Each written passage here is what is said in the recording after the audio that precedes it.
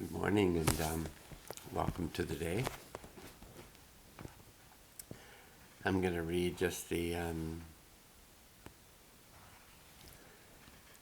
last few sentences of the last reading. The Eastern, it's Steve, and I'm reading from the book Attuned, Practicing Interdependence to Heal Our Trauma and Our World by Thomas Huble. The Eastern mystical traditions refer to this process as karma, from the Sanskrit for effect or fate. Yet by bridging contemporary scientific understanding with ancient wisdom, we see that karma is the residual energy of unprocessed suffering. And I'll just tell you, you see my hand, and it's petting a cat, and I don't know if she's going to poke her head up, but she's talking about, well, speaking of unprocessed suffering, I haven't eaten in almost 3 hours. So she may have to just continue her suffering. It's a kind of we're just going to say, we're going to just work with a little possibly Buddhist thought that suffering is attachment.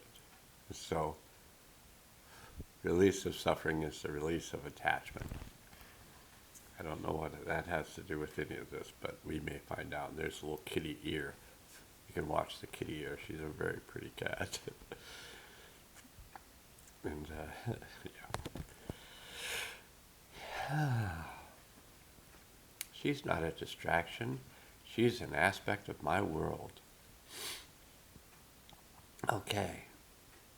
Karma is the residual energy of unprocessed suffering.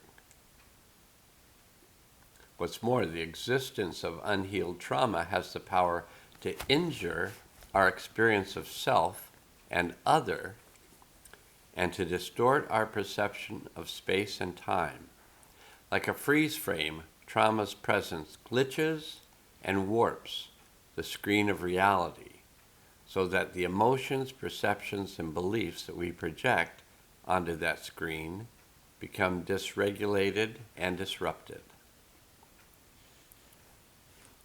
Without integration, the incorporation of past fragments of the self into the whole, I'm trying to move her along, because I could use less distraction. There you go, thank you very much. Oh, googly eyes. Distraction. Life could just be one distraction after another. Without integration is the process of there's the trauma contained in a story, and there's the emotions held from the trauma.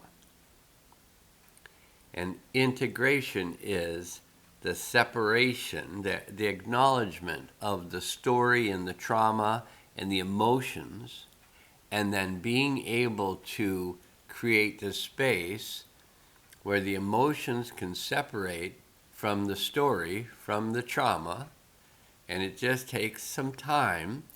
And if you don't get too lost in the emotion, if you just pay attention to the fact that it is there, and you're observing it like a hawk observing something on the ground, and you're just noticing that thing on the ground moving and separating and taking flight. That's how easy it can be when you're conscious and observing yourself when doing it. And it takes practice. I mean, some of you have already practiced it. Some of you are good at this. Some of you, it may take some practice for you to become good at it. It took me a lot of practice. It may not take you a lot of practice. It may be easier for you because of your life to this point. And you're like ready to do this, and then you just do this, and you go, oh, well, that wasn't so hard. It just depends on you and your consciousness as whether something is hard or easy, and how attached you are to the story and the emotions that are being released. The less attached you are, the less suffering you experience while releasing them. And that comes from the word, for me, that comes from the word integration. You're integrating the past by releasing the emotions and releasing the story of the past and releasing the energies of the experience and integrating the experience. So it becomes present.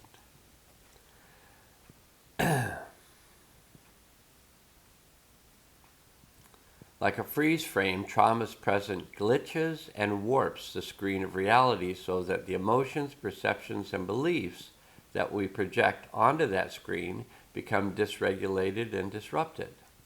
Without integration, the incorporation of past fragments of the self into the whole, the shadows and shades of the past lumber everywhere around us, blocking light and disfiguring our experience of the present.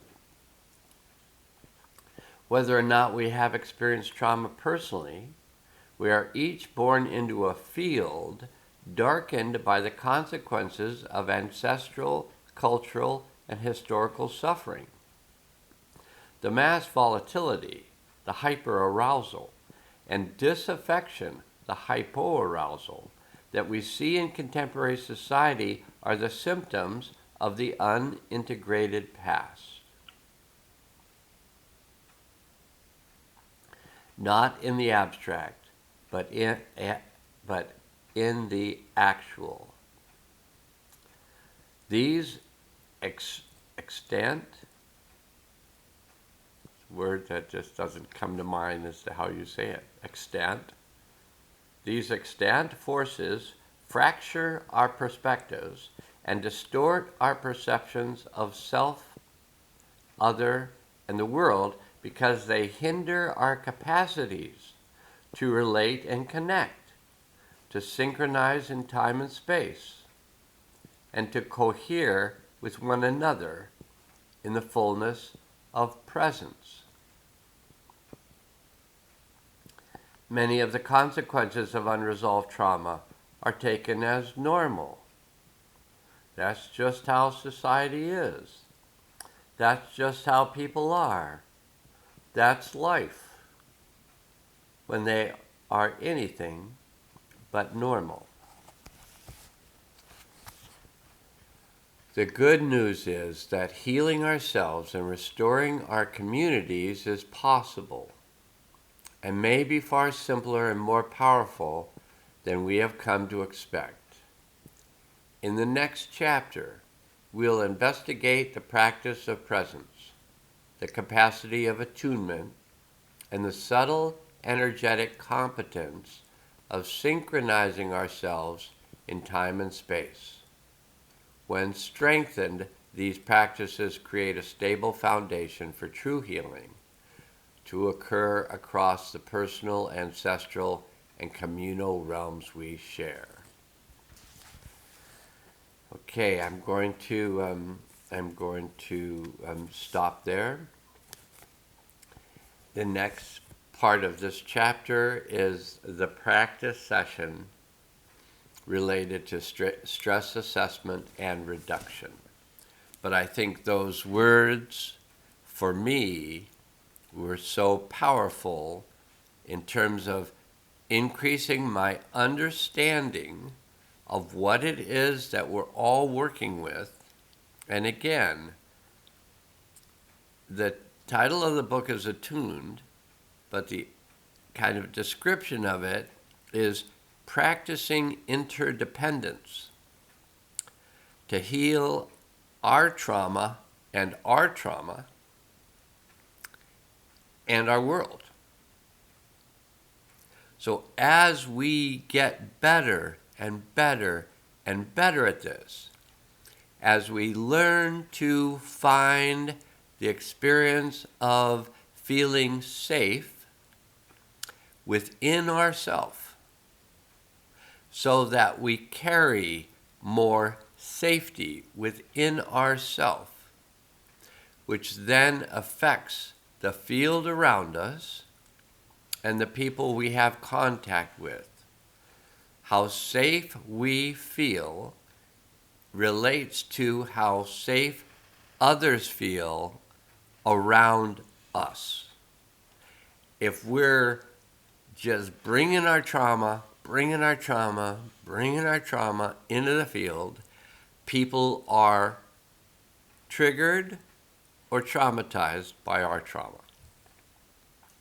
So the more that we learn to be present with ourselves, which is going to be the practice, the exercise that we can practice, I'll either give it tonight or I'll give it tomorrow, but it'll give us something actually to do in this process of discovering how to find that safe place that we may allow the traumas of ourself, our ancestors, the world, to be enfolded by us to heal all of it.